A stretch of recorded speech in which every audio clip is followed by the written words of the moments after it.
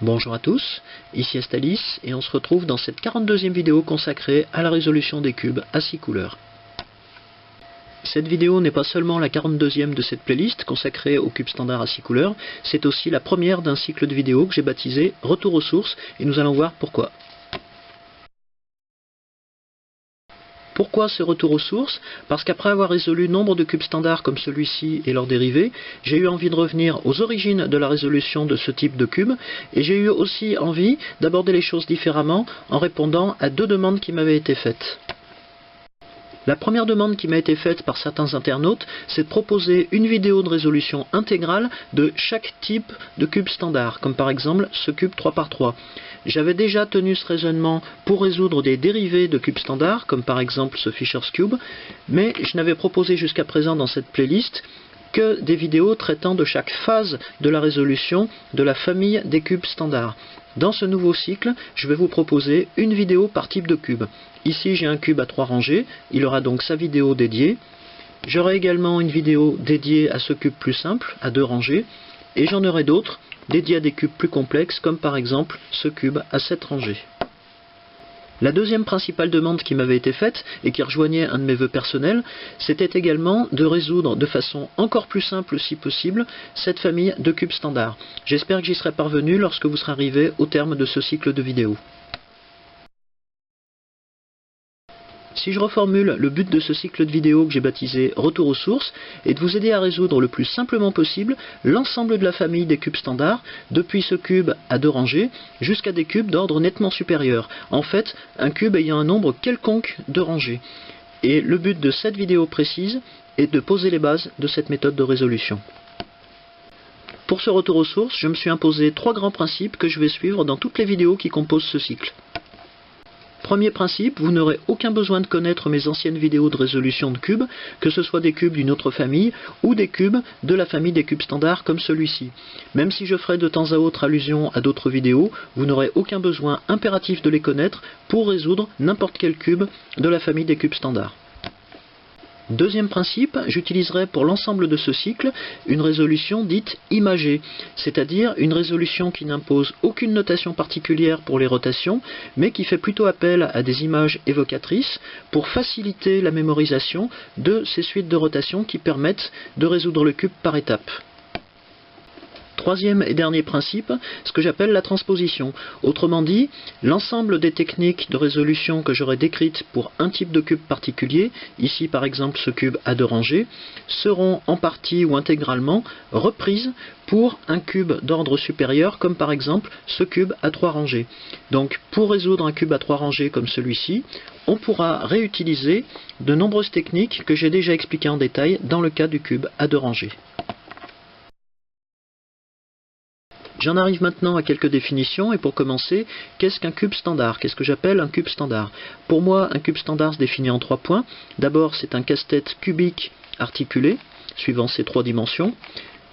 Ensuite, il comporte le même nombre de pièces suivant chacune de ces 3 mêmes dimensions. Et les rotations, les axes de ces rotations passent par les centres des faces du cube. Si je prends l'exemple de ce cube, on parle de cube 3×3×3, ou en abrégé 3×3 si on fait allusion au nombre de pièces qui composent chacune de ces faces. On peut également parler de cube d'ordre 3, sachant qu'on a des ordres différents. Ici, j'ai un cube d'ordre 2, et ici par exemple, j'ai un cube d'ordre 4. On parlera également de cube impair, lorsqu'on a un ordre impair, ou de cube pair, dans le cas de ce 2×2, ou de ce 4×4. Dans mon exemple, ce cube 3×3 est dans son état résolu, c'est-à-dire un état où on ne trouve qu'une seule couleur par face. Tous les autres états sont dits mélangés, comme par exemple celui-ci. Le but de la résolution d'un cube, lorsqu'on parle de résoudre un cube, c'est simplement qu'on doit le faire passer d'un état mélangé quelconque, comme celui-ci, à l'état résolu qu'on a vu tout à l'heure. Je vais maintenant m'intéresser à l'architecture d'un cube standard, et pour ça, je vais déterminer 3 types de pièces qui sont définies en fonction du nombre de couleurs qu'elles portent. Ici, j'ai par exemple un coin, une pièce à 3 couleurs, qui se situe à la jonction entre 3 faces du cube. J'ai également ici une arête, une pièce à deux couleurs, à la jonction de deux faces du cube. Et j'ai également des centres, des pièces à une seule couleur, qu'on trouve au milieu de chaque face du cube. Ce nombre de pièces est variable selon l'ordre du cube, puisqu'ici sur un cube 4×4 par exemple, on retrouve 8 coins, ces 8 pièces qui comportent 3 couleurs chacune, mais on n'a pas un centre unique au milieu de chaque face, on en a ici 4, et de même on n'a pas une seule arête entre deux coins, mais ici on en aura 2. A l'inverse, si on considère un cube 2×2, on s'aperçoit qu'il n'est constitué que de pièces à 3 couleurs, c'est-à-dire de 8 coins.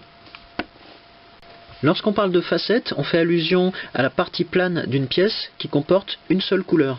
Donc un coin est composé de 3 facettes, une arête de 2 et un centre d'une seule facette. Et par abus de langage, lorsqu'on parlera au cours de la résolution d'un coin blanc ou d'une arête blanche, on fera allusion à un coin qui comporte une facette blanche ou une arête qui comporte également une facette blanche. Cela nous amène logiquement à la définition d'une face, qui est l'ensemble des facettes d'un ensemble de pièces qui se trouvent suivant un même plan du cube. De même, on définira une rangée comme un ensemble de pièces qui passent par un même plan du cube, et on désignera cette rangée par sa position par rapport à l'utilisateur du cube. Ici, j'ai par exemple la rangée supérieure, ici la rangée droite, et ici la rangée avant. Par abus de langage, on dira souvent qu'on tourne une face, comme ici, alors qu'en réalité, on tourne une rangée de pièces.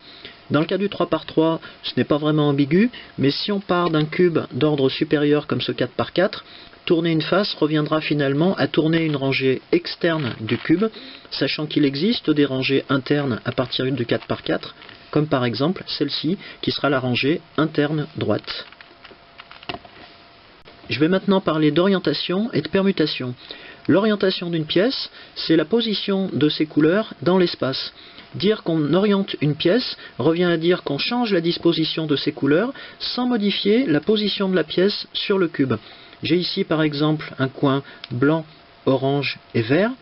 Il aura donc 3 orientations possibles en fonction de la position de ces 3 couleurs, alors que cette arête qui ne comporte que 2 couleurs n'aura que 2 orientations possibles.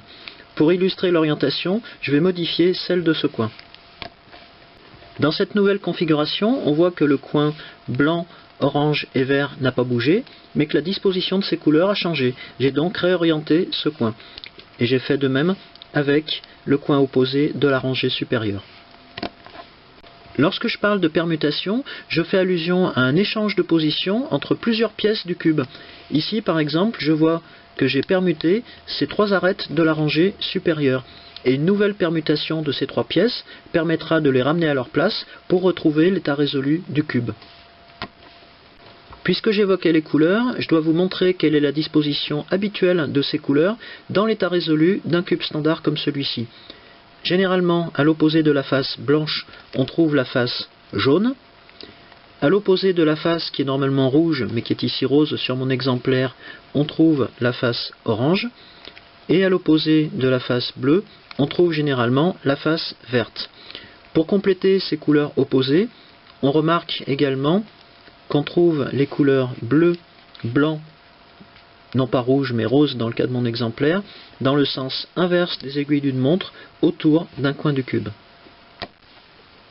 J'ai déjà évoqué les rotations que permet un cube standard, et lorsqu'on combine plusieurs rotations d'affilée, on peut établir ce qu'on appelle un algorithme, c'est-à-dire une suite de rotations destinée à obtenir une orientation particulière de certaines pièces du cube ou une permutation entre plusieurs pièces du cube. Et on verra que les algorithmes sont à la base de la résolution de n'importe quel cube standard. J'en arrive au terme de cette vidéo d'introduction au retour aux sources consacrée au cube standard. Je vais donc pouvoir passer dans la vidéo suivante à la résolution du premier cube de cette série, le plus petit de la famille, c'est-à-dire le cube 2×2. A tout de suite.